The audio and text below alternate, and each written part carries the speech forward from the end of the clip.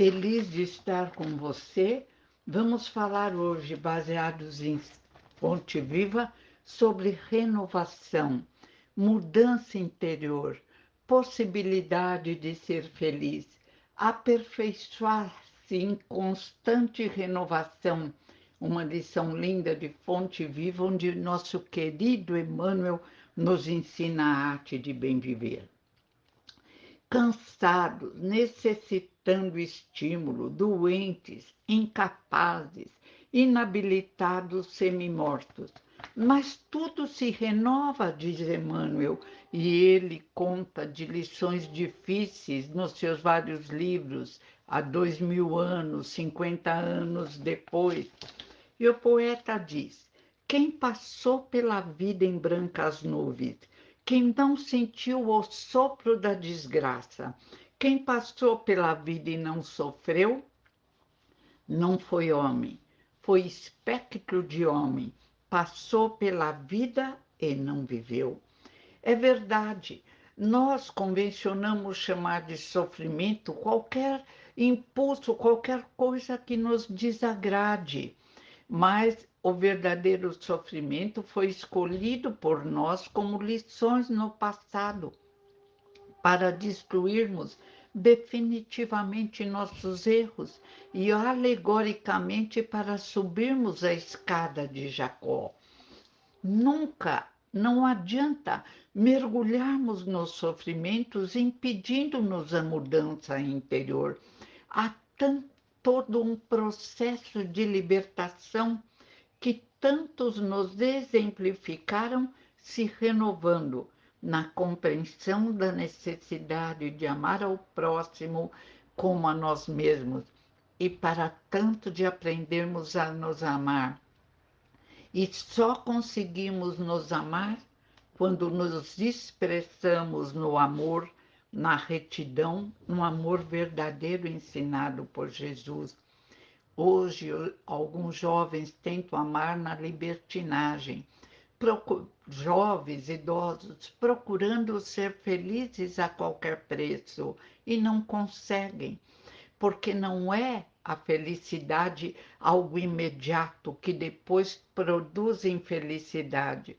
A felicidade é uma luz grandiosa que nos envolve através da prática do bem para conosco também, respeitando-nos, respeitando o nosso corpo físico, desenvolvendo a educação emocional, exemplificando, levando nossos filhos, nossos netos, se for possível, a evangelização da casa espírita e tratando de nos evangelizar também, fazendo, realizando o evangelho no lar.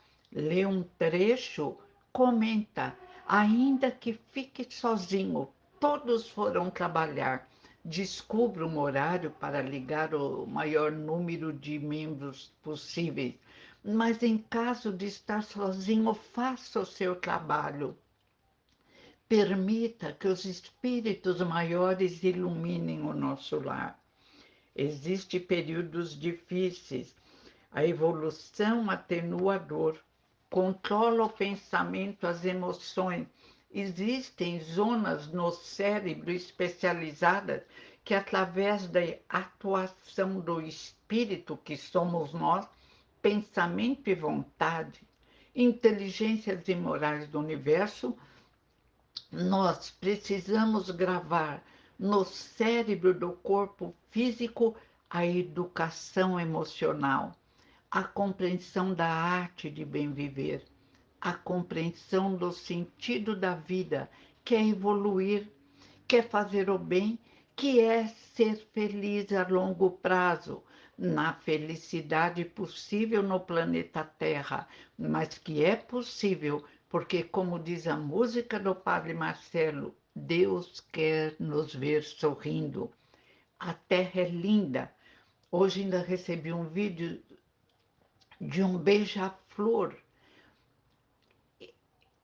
iluminando, enfeitando a terra. E eu pensei, como Deus é bom, como nos ama, crianças pequenas, como nos estimula, como nos enviou tantos professores escolhidos por Jesus de Nazaré, o mestre dos mestres, e depois do desenvolvimento das ciências, Kardec, que trouxe a verdade que dá as mãos à ciência, e o único que teve assessoria da equipe do Espírito Verdade, que dizem era o próprio Cristo, Jesus de Nazaré. Agimos melhor sobre zonas especiais do cérebro, impedindo ou atenuando a dor. No livro O Cérebro que se Transforma, tem a história de um oftalmo que sofre derrame incapacitante e, através de pensamentos positivos, bom ele já era. A mãe dele sofrer esse derrame e ficar incapacitada.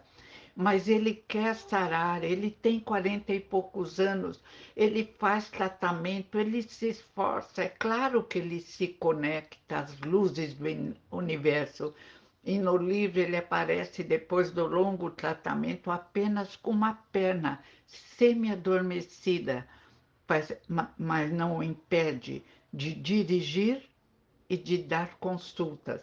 Ele só não opera, embora até esteja capaz às vistas, porque ele tem medo do seguro. Ele é dos Estados Unidos. Aliás, esse livro, todos os neurocientistas são professores universitários nos Estados Unidos, escreve cada um ou dois capítulos, dirigido pelo Dr. Norman Doidge. E o livro diz também: pensamentos firmes, seguros, iluminam o cérebro e podem até impedir o aparecimento de genes negativos. Não conhecemos nossa força mental, não a utilizamos do jeito certo. Utilizamos para reclamar,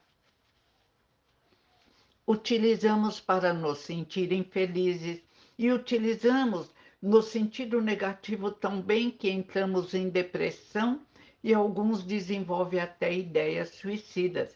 Há que utilizá-la para a luz, há que utilizá-la para o bem.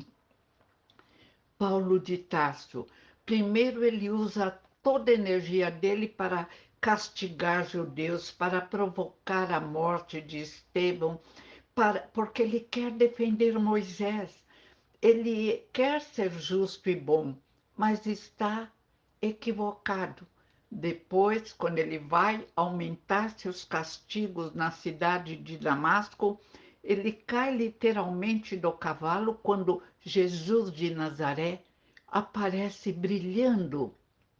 E ele então entende, fora preparado no mundo espiritual. Essa força magnífica o desperta.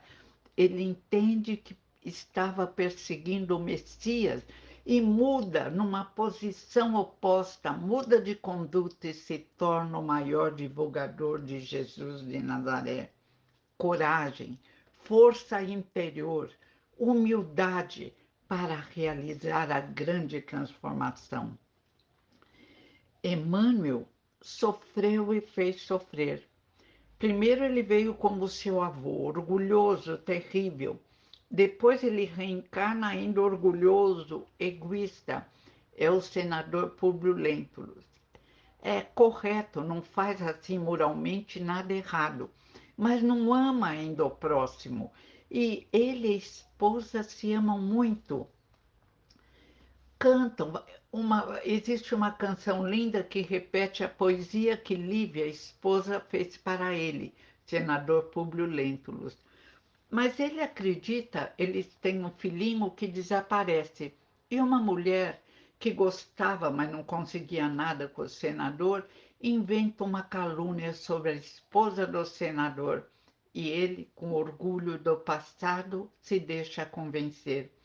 Coloca a esposa no gelo, nunca mais fala com amor com ela. E ainda proíbe-a de educar a filha. Ela não tem mais utilidade dentro do lar. Ela é um fantasma, uma sombra. E ela o que faz? Em vez de ficar chorando, vai ouvir a sua empregada lhe fala sobre Jesus de Nazaré e ela vai ouvi-lo. e ali encontra força para sua alma machucada. E ali encontra luz para perdoar o marido equivocado. E ali ela se refaz interiormente, embora ainda sofra algo por ver que não pode sequer explicar as coisas para a própria filha, mas se dedica a auxiliar os necessitados, trabalha pelo mais próximo, ora pelo marido, não lhe envia pensamentos de ódio, envia amor, sabe que ele está perturbado. E se víssemos no bastidores, veríamos entidades odiosas provocando toda essa desavença para que Emmanuel sofresse terrivelmente. Então, senador Públio Lentulus. E quando o senador desperta e acha que vai perdoar a mulher, receber a mulher com amor, já acreditando que talvez fosse uma mentira aquela que lhe foi apresentada, ela, não sabendo que seria convidada para o evento, vai com a sua auxiliar, vai a um evento cristão no circo e lá ela morre em meio às feras, porque ela trocou de veste com a sua empregada para não aparecer como nobre, e ali ela desaparece. A partir daí, o senador começa num sofrimento grande, porque entendeu a inocência da esposa, mas começa a pensar em Jesus, que ele rejeitara quando era muito jovem e fora pedir cura para a sua filha. A filha sarara, mas ele quisera esquecer aquele episódio que ele achava que o diminuía em sua dignidade. Agora maduro, cansado, ainda fica cego, e Jesus aparece como sua luz. E no livro 50 anos depois, ele, que for orgulhoso, vaidoso, senador em duas encarnações, aparece com um escravo, mas é a reencarnação que lhe permite grande desenvolvimento espiritual. Quando sente que agir errado, quer fazer as pazes, ela, a esposa que se tornara cristã, morre na arena atacada por animais. Ela trocara de roupa com a sua servidora. Mais tarde, ele desencarna quando o vulcão acaba com Pompeia. Ele estava lá, não conseguiu sair, mas vai para o plano espiritual agora em boas condições e se transforma na estrela brilhante que nos auxilia em nossa renovação, como nesse capítulo lindo, onde o título é Constante Renovação, do livro Fonte Viva. Jesus é o maior indutor à transformação.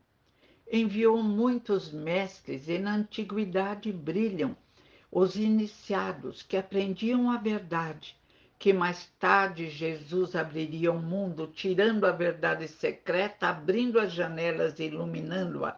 Mas nós, muito imaturos, ainda não conseguíamos entendê-lo integralmente. No capítulo Como Mudar o Pensamento, no livro Os Grandes Iniciados sobre Hermes, é um livro de meu pai, e eu diria, não só mudar o pensamento, mas para evitar o sofrimento. Os antigos, os iniciados, os sacerdotes dos templos escrevem o princípio do metalismo, do pensamento. É a mesma verdade do Espiritismo, a verdade é eterna, temporal, só que a nossa compreensão da verdade vai se modificando. Kardec é claro, a Bíblia não está errada, os homens é que não sabem interpretá-la.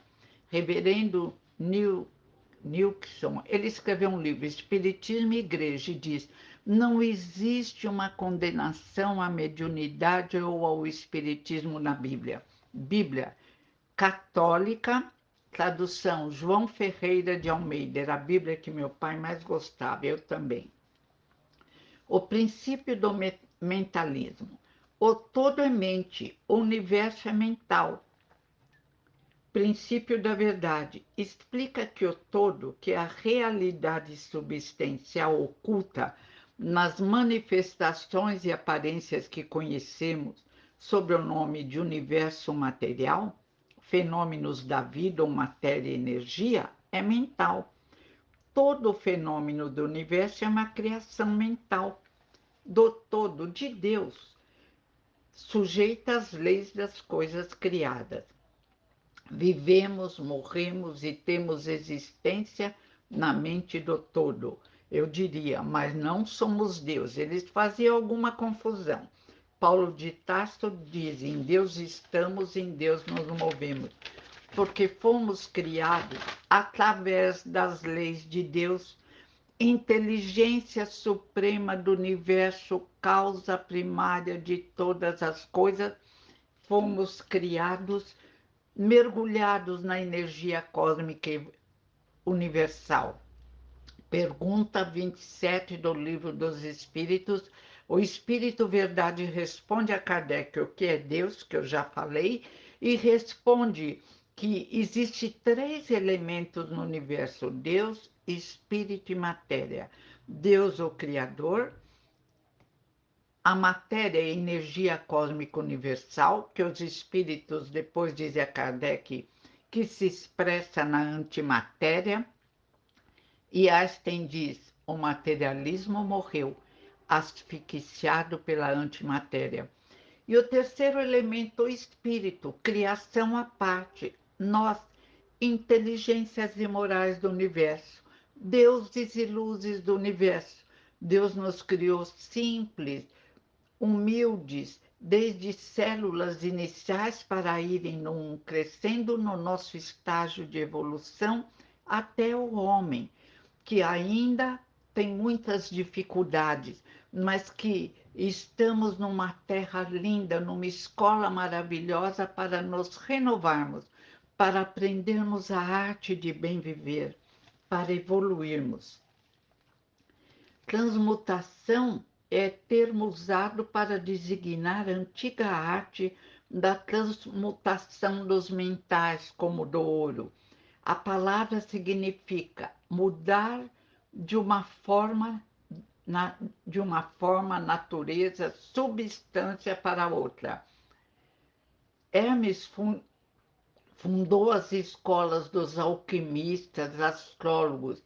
Os antigos, principalmente os egípcios, tinham grande conhecimento.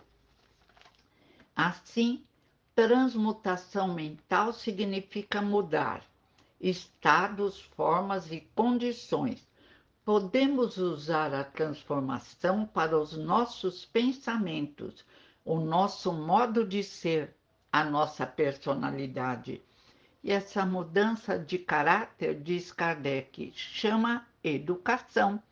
Educar é extinguir orgulho, egoísmo, a falsidade, a inveja, o ódio, para fazer brotarem as sementes luminosas que Deus criou em nosso interior e que aparece no Livro dos Espíritos, numa alegoria linda. Deus colocou em nossa consciência uma estrela luminosa, as leis naturais, lei de amor, liberdade, atração, todas as leis de trabalho que, esclarecidas muito bem por Jesus e reapresentadas por Kardec no Livro dos Espíritos, permite o nosso crescimento, a nossa libertação do sofrimento.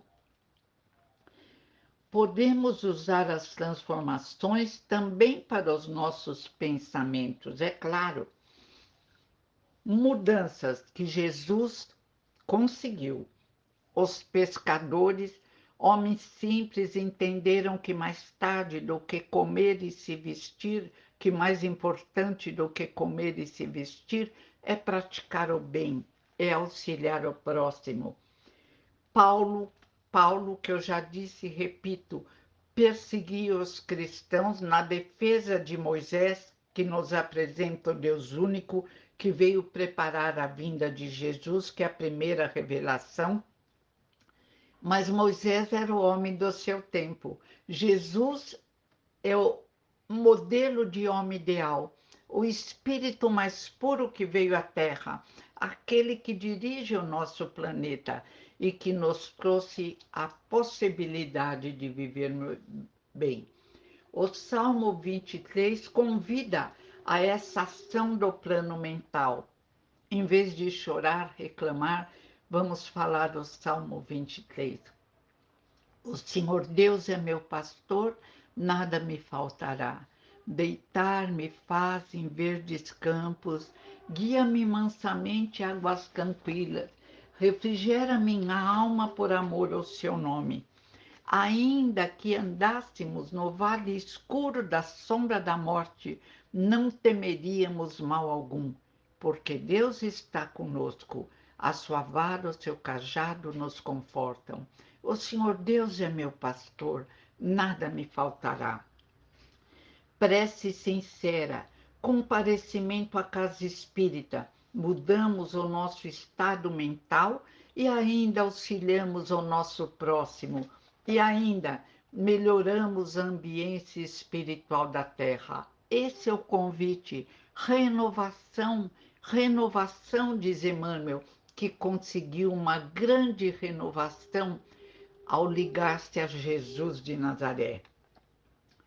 Precisamos fixar nossa atenção mudando da reclamação, da acusação a Deus pelos males que criamos, do egoísmo para um estado mais desejável, de paz, de fé humana, confiança em nós mesmos e de fé em Deus, confiança no Criador, que já demonstrou que nos ama infinitamente, não criando o céu e o inferno que criamos quando éramos teólogos ou participávamos das confusões que fizemos com o cristianismo. Não existe céu nem inferno, diz Kardec, é estado de espírito. Se praticamos o bem, criamos nosso céu interior. Se praticamos o mal, criamos nosso inferno exterior. E é assim que podemos escolher, temos o livre-arbítrio, possibilidade de escolha, se vamos ser felizes ou infelizes. Emmanuel, como senador Públio Lentulus, foi muito infeliz quando separou-se da esposa dentro da própria casa. Mas Emmanuel, depois de 50 anos depois, trabalhando para o bem, escrevendo através de Chico Xavier, é profundamente feliz e nos convida a essa transformação que mudou seu estado interior. Precisamos fixar nossa atenção, mudando da reclamação, vou repetir, da acusação a Deus, do egoísmo para um estado mais desejável. A vontade dirige a atenção, e a atenção muda a vibração, interior e exterior. Para destruir uma desagradável ordem de vibração mental, pomos em movimento o princípio da polaridade. Concentramos-nos sobre o polo oposto ao que desejamos suprimir. Se somos egoístas, vamos nos concentrar no amor ao próximo.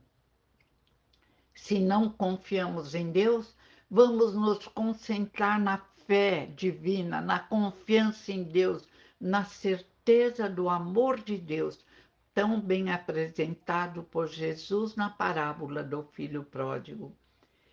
Deus abraça num mesmo abraço o filho responsável que sempre esteve ao seu lado e também o filho irresponsável que saiu, que foi embora, que cometeu tantos erros. Deus perdoa. Nós é que, tendo a lei em nossa consciência, muitas vezes não conseguimos nos perdoar. É preciso destruirmos o desagradável dentro de nós, mudando o polo para o agradável, para o iluminado, para a felicidade. Em vez de aumentarmos o sofrimento, diminuímos, atenuamos, extinguimos. precisamos nos concentrar na qualidade oposta, mudar o nosso foco interior. Se formos possuídos pelo medo, não adianta tentar destruí-lo ficando focado no medo. Lembremos da coragem e o medo sumirá. Se um quarto está escuro, é preciso abrir as janelas para o sol entrar.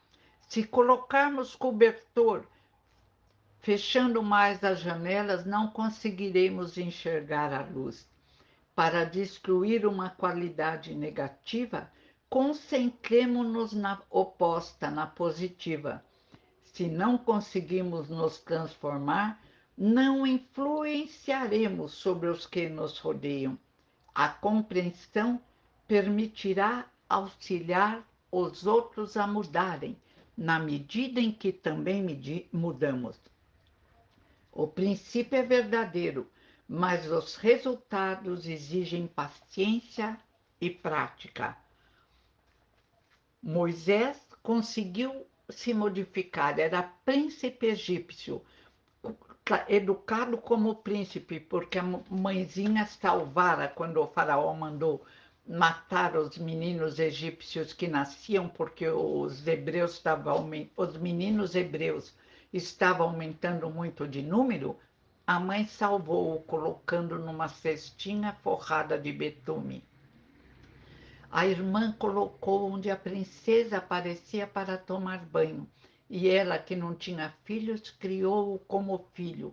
Mas quando ele descobriu que era hebreu, ele mudou, se transformou e partiu na defesa do seu povo hebreu, conseguindo libertá-los da escravidão do Egito. É linda a história de Moisés.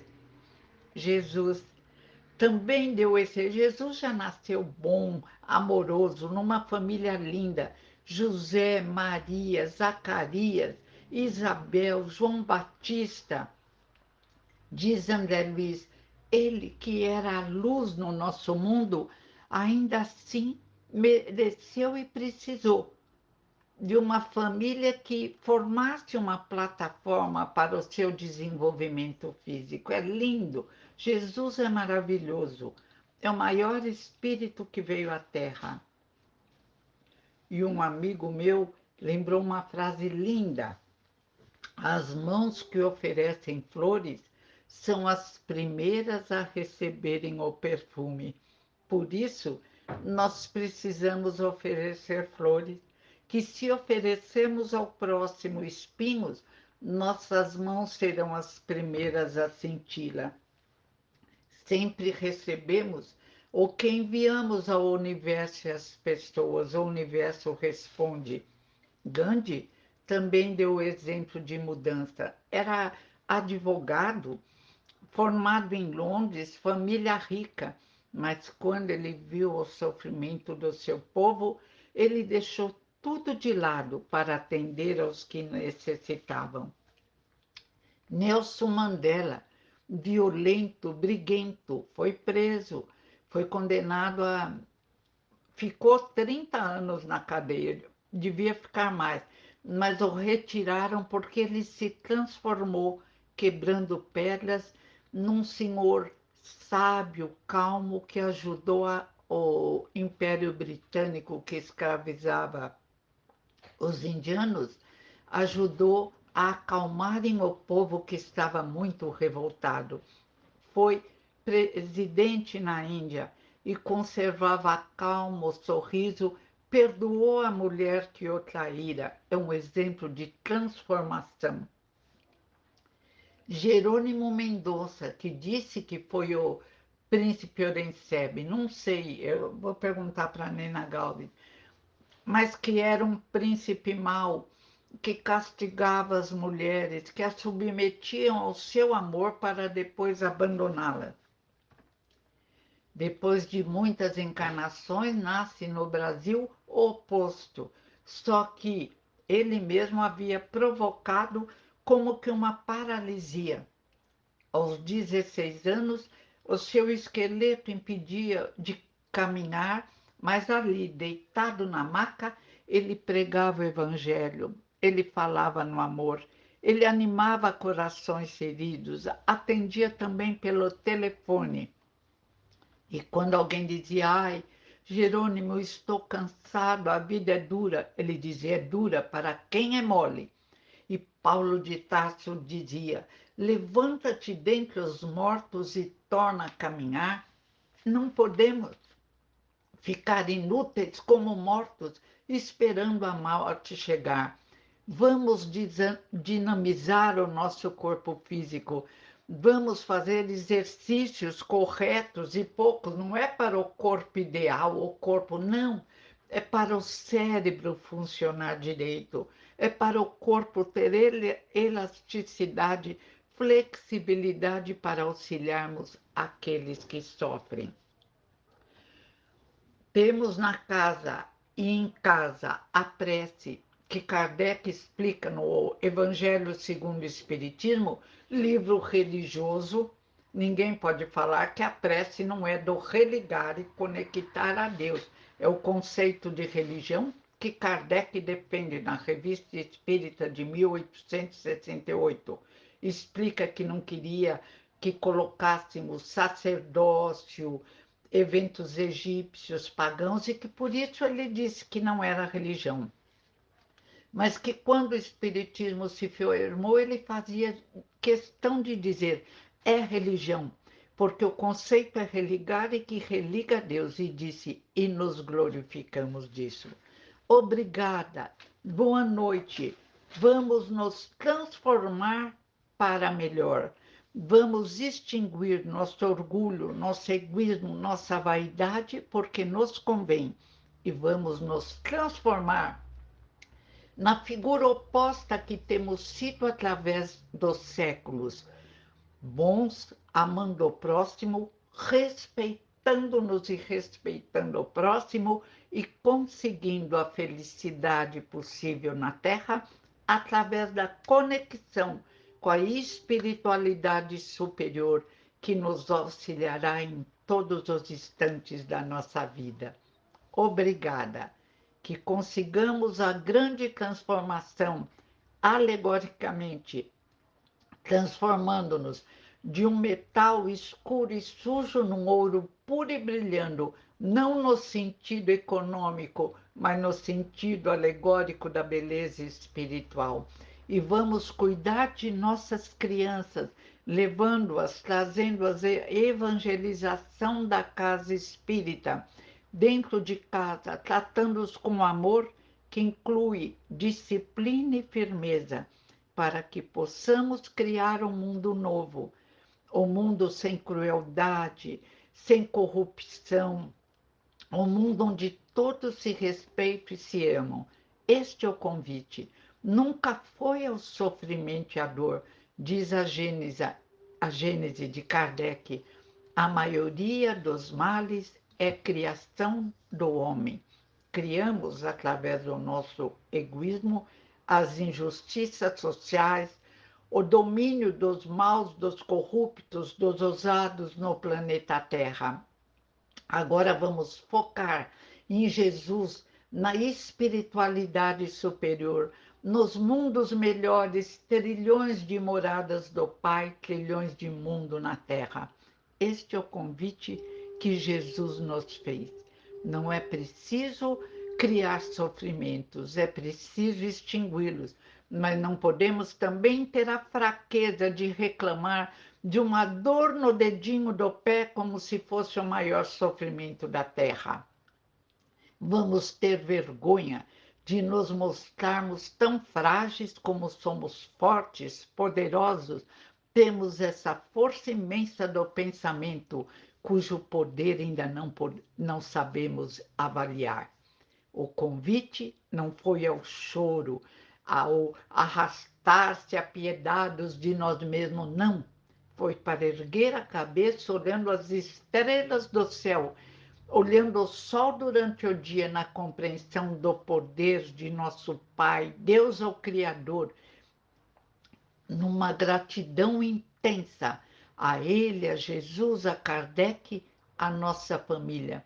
Porque a gratidão, dizem os Vedas, é a luz maior que acendemos a nossa vida. Obrigada.